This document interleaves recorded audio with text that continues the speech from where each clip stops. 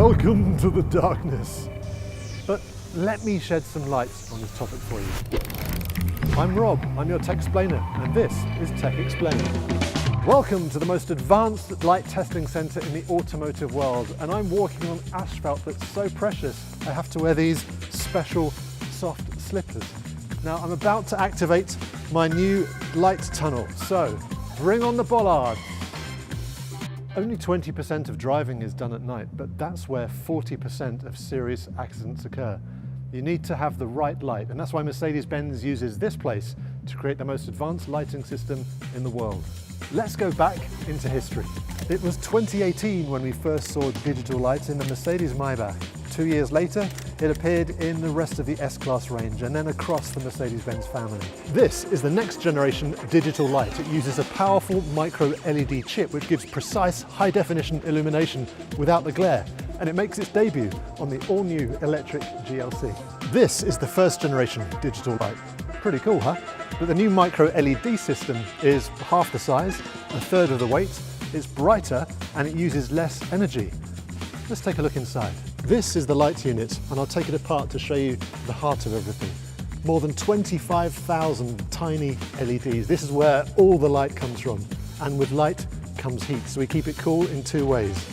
Using these aluminium cooling fins, and this spins at 7,000 RPM. The lights can work at operating temperatures between -40 and +90 degrees Celsius. And whilst the heat escapes from the rear of the unit, all of the light is projected through the front using this high-tech composite lens system. So whatever the temperature, this ensures a crisp, clear light image. Let me show you how it works. Lights out! For more than a lifetime, most cars have had two kinds of light settings. There's low beam, which is perfect when you have oncoming traffic or for around town. And then there's high beam or main beam. And you can see a lot further, as you can see there my friend in the distance. All of that's pretty clever already, but the real genius lies somewhere in the middle. We call it Adaptive High Beam Assist Plus. And to show you how all this works, I need to get on my bike. As the light tunnel shows, the GLC and digital light is on its high beam settings, but I'm cut out, I'm perfectly undazzled. That's because the sensors, the radar and the cameras are working to make sure that I don't get any glare, and nor does the car that's further down the road behind me. And that's not all digital light can do. One of the coolest features is it projects safety symbols onto the road. For example, narrow lane assist. The camera and the navigation system work together to follow the curves in the road.